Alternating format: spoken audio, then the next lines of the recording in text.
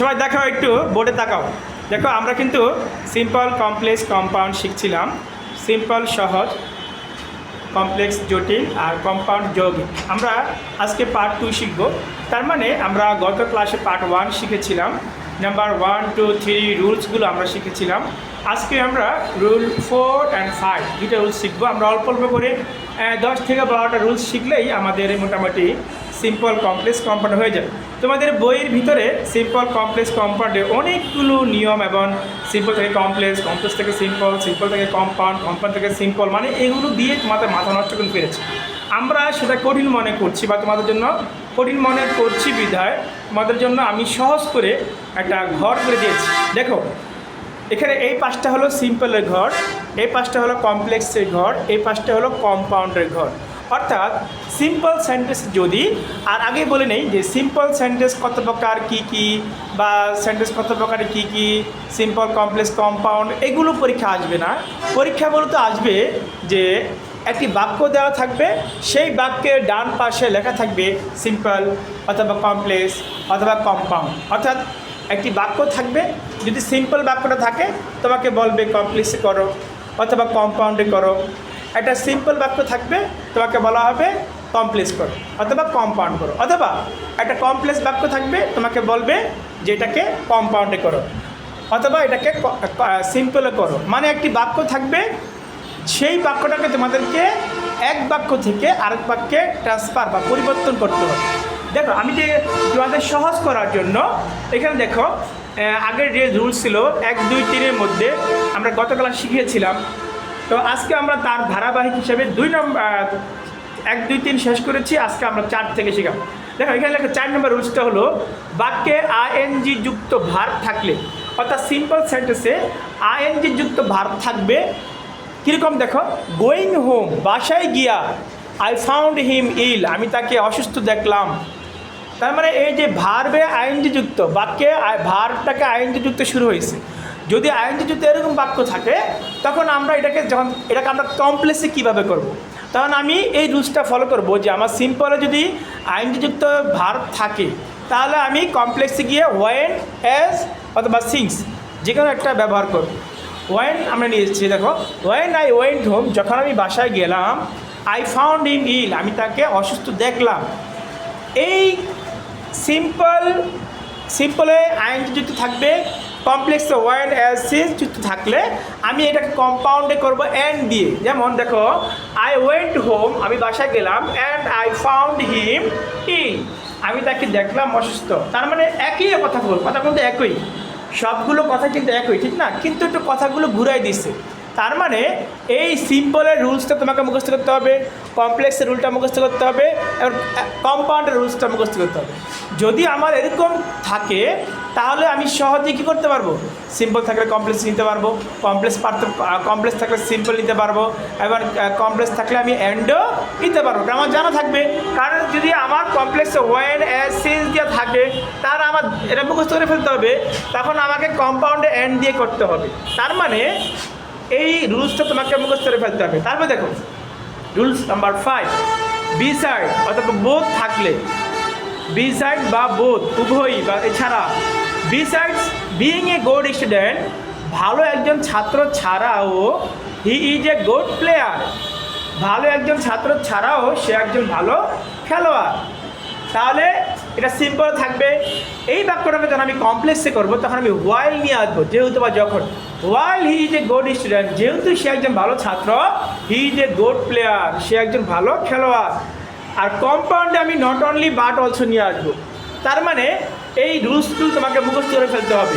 দেখো he is not only a good player, he is not only a good student, সে একজন ভালো ছাত্র, সে শুধু একজন ভালো ছাত্র নয়, but also a good player, সে একজন ভালো খেলোয়াড়ও।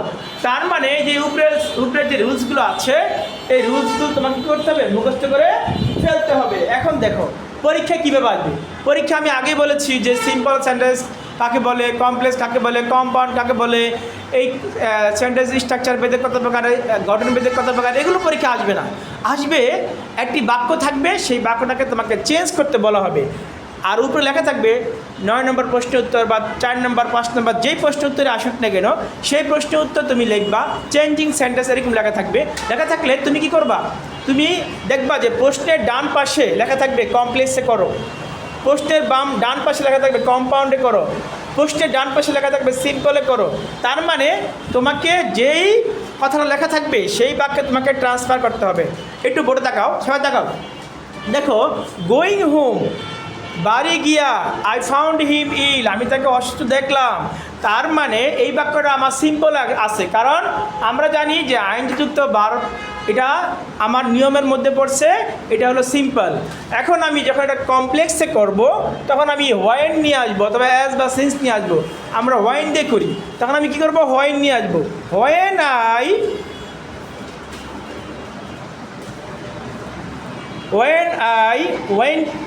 went home, হোমের আগে টু বসে না, when I went home I found him ill, I found him ill, বাস আমার বাক্যটা হয়ে গেল।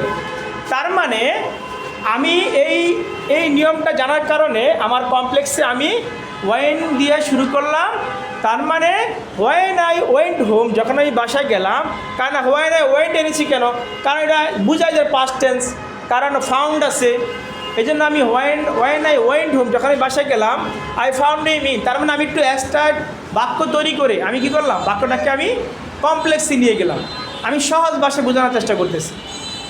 তারপরে দেখো এখানে আছে going home I found him ill, বাসায় গিয়া আমি তাকে অসুস্থ দেখলাম।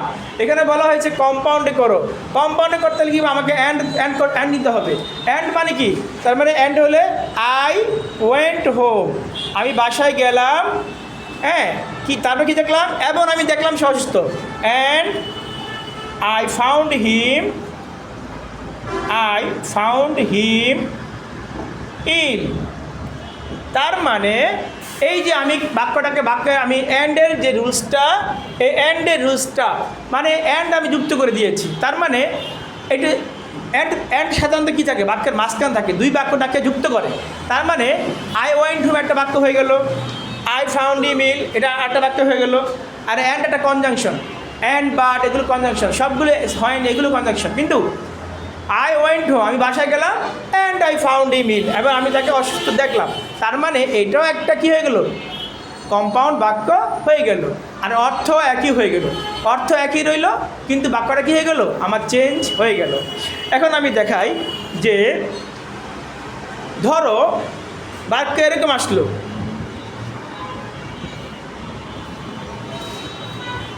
আমি এই বাক্যটা মুছে ফেললাম, আমি এভাবে দিলাম when I went home I found him ill।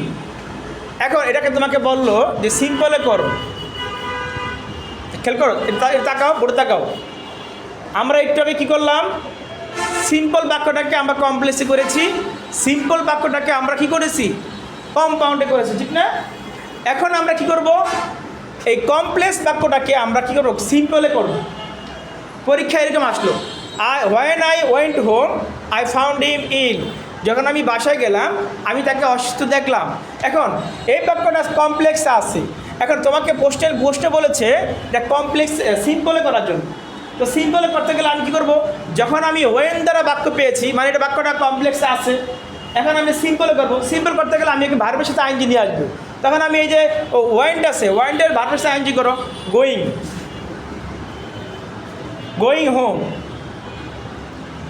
Home কমা, তারপরে কি বাকি অংশ, আই ফাউন্ড হিম ইল।